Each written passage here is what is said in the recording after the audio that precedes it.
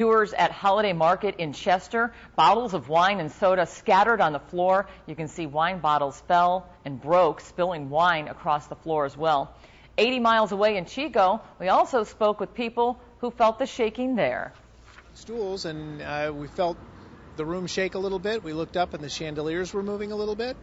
And other people there also felt it, and so we started worrying about the Bay Area and making calls, but everybody in the Bay Area was fine. Well, I was sitting on the cement bench around the plaza, and it felt like a serpent driving through my entire body. Really? Everybody talking about this morning, so if you have photos or video, send it in to us because we'll do follow-ups today. The address is krcrtv.com. Meteorologist Rob Elvington has been busy mapping out exactly where all this happened. He joins us now with more. Rob?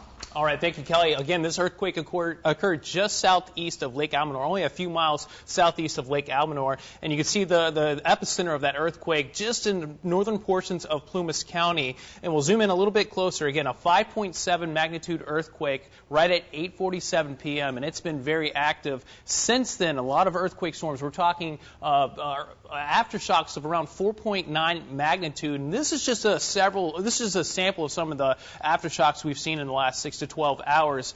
Again, we've seen 44 aftershocks since the 8:47 hour last night. You'll notice at 4.9, 3.9. I've actually counted 13 aftershocks at 3.0 or higher. So those are pretty high for aftershocks with the 5.7 magnitude earthquake.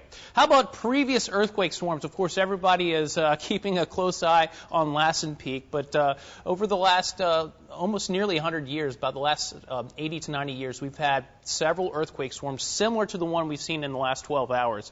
1936, 1945, 1947, and 1950. We only have data back to 1950 and 1947, and you'll notice the magnitudes around 5.0 and 5.5. So in all those years, of course, Lassen Peak did not erupt. You have to go all the way back to 1915 when Lassen Peak last erupted. Kelly, back to you.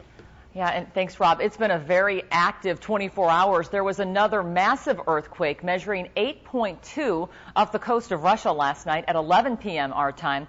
I checked with the Pacific Tsunami Warning Center. It was a very deep earthquake, so there were no tsunamis expected nor none produced.